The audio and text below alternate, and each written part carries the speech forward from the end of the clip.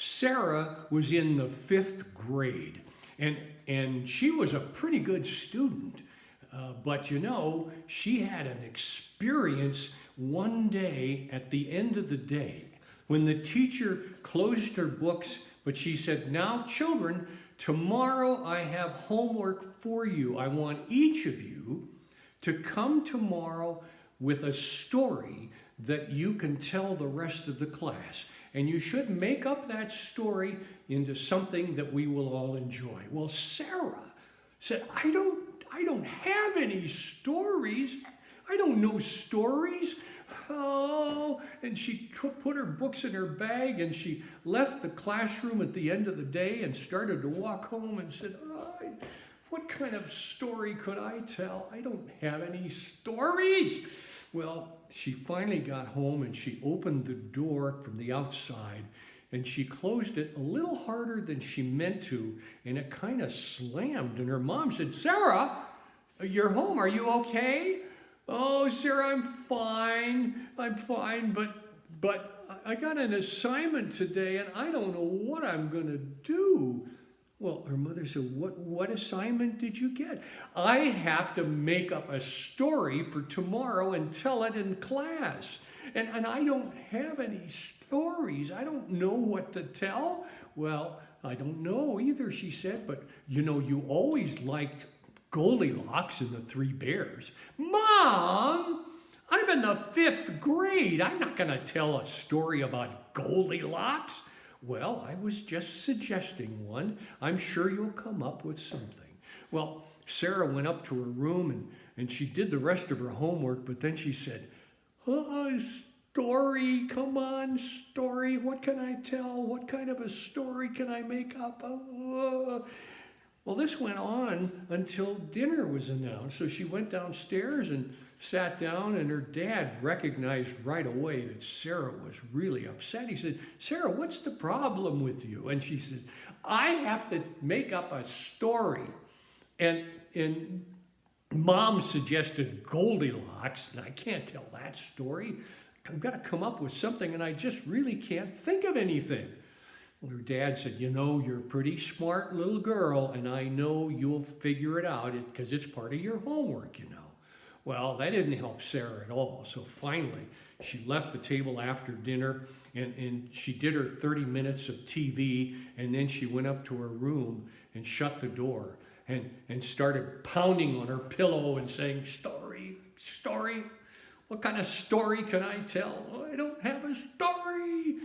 Well, this went on all night. And she went to bed, had a tough time going to sleep, but finally she did.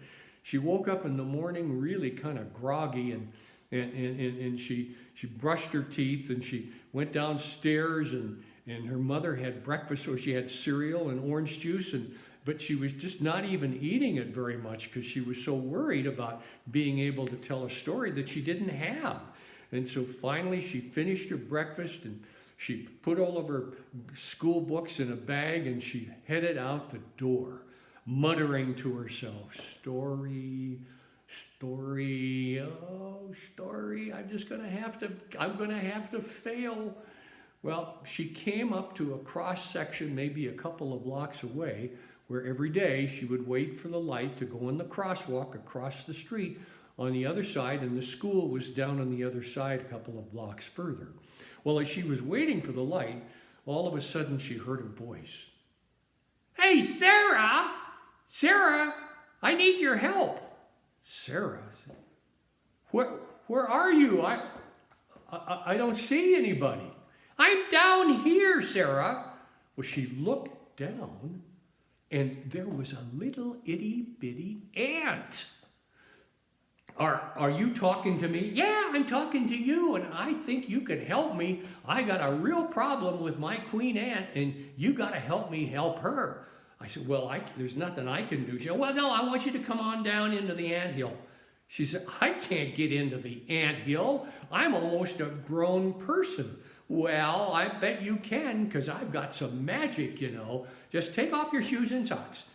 "Okay, but I'm going to be late for work." I'm going to be late for school. I'm going to be in trouble. No, no, man, no, this won't take long. So she took off her shoes and socks. He said, now put your big toe right on the top of the anthill. And she said, okay. And she put her toe in. Whop! All of a sudden, she was inside the anthill. And there was a big, long corridor, and there were ants all over the place talking to one another in ant talk. I mean, she didn't know ant talk, but they were clearly mumbling and grumbling about something. She said, now follow me. And so she followed the other ant, and she came around a long bend, and there was this great big room. And sitting on a cushion on top near the back of the room was the queen ant. She knew it was the queen ant because she had a tiara, and she had queen written on the tiara. Well, that must be Sarah, the queen ant said. Sarah said, well, yeah, my name is Sarah. What can I do for you? Well, I have a real problem. I need to have honey bread before I can have my babies, and I don't have any honey bread. But that little ant friend of yours said he thought you could bring me some honey bread. Well, Sarah said, I don't have honey bread. She said, I got a peanut butter sandwich. Whack! Oh, no, not peanut butter, the queen said. I need honey bread. And the little ant says, come on, I've got an idea. Follow me. And so Sarah left, the big area where the queen ant was, and she went down that hallway again, and then she came up behind the great big anthill hole, and the ant said, okay, come on up. And whoop, before she knew it, she was above ground and her full size again. And a bee came over. Oh, this must be Sarah. I'm going to take you on a ride. Just put your arms and legs over me. And Sarah said, don't be ridiculous. I am a full-grown girl and you're just a little bee. Never mind. I am sure this will work out just fine. And so Sarah put her leg over the top of the bee, and before she knew it, the bee had flown up with her on top of the bee and started flying over the town. Why, she went right over the school, and she headed over to the trees in the woods. And there was a beehive, and the bee pulled right up to the edge of the beehive and said, now follow me.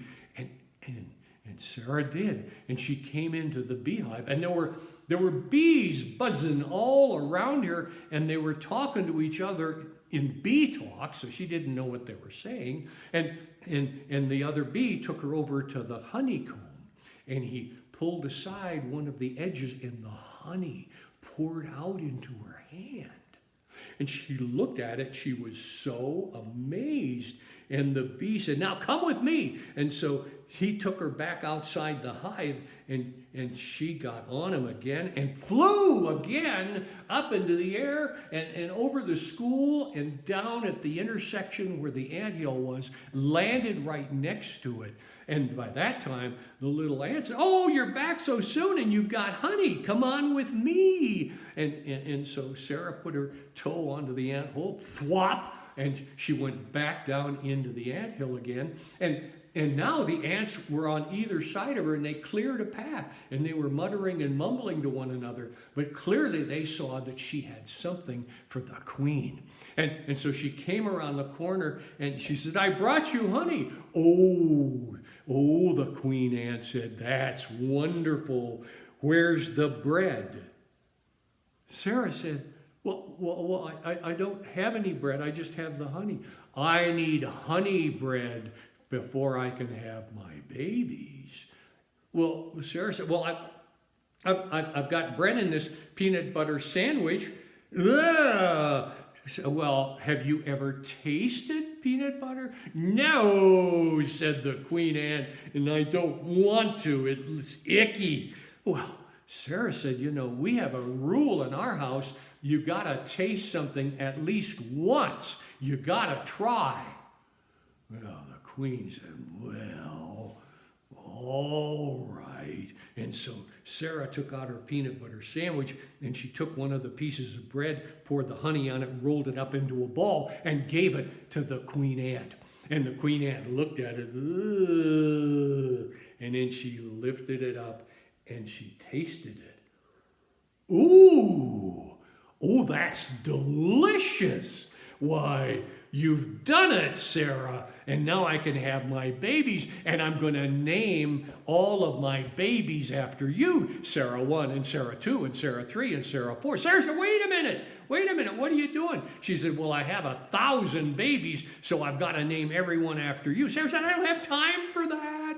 I've got to get back. I'm late for school already. Thank you very much, but I've got to go on my way. And she turned around and she followed her ant friend down the hallway and up into the anthill, and whoop, out she came. And she put on her shoes and socks. She grabbed her bag of books. She ran as fast as she could to the school. She ran through the front door. She ran down the hallway. She came to the classroom. The door was closed. She opened it up, and everybody looked at her. And the teacher said, Sarah, you're late. And everyone else has told their stories. Are you ready to tell your story?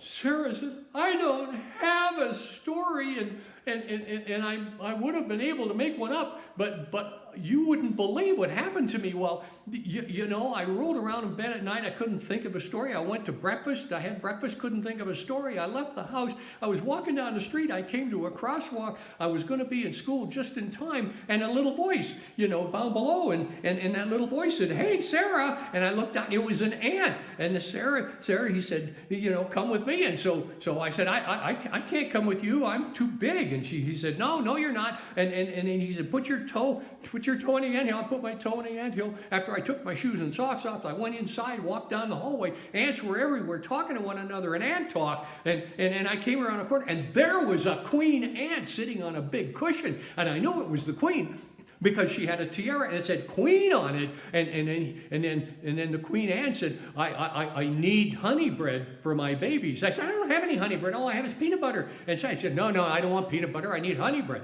And the ant says, follow me. And so I followed the ant all the way back to the hole in the anthill, and I came upside, and right up there at the top on the street was a bee. And the bee said, get on me. And I said, I can't, I'm too big. No, yes, you are. And I jumped on the bee, and the bee flew me across town over the school to a beehive. I went in the beehive with the bee and poured honey into my hand. I jumped back on the bee, and I flew all the way back to the anthill, and I came down through the anthill with my honey in my hand. I came around a corner. There was the queen bee saying, hey, you're back. It's so good. Where's the bread? I said, I don't have bread. I just have honey. He said, I need bread. I said, well, I have a peanut butter sandwich. Ooh, I don't want peanut butter. I hate peanut butter. I said, no, there's a rule. You know, you have to try it once. And so finally, the queen ant, you know, she tasted the peanut butter, and I rolled it up with my bread and my honey. And she said, oh, and she said, now I can have my babies.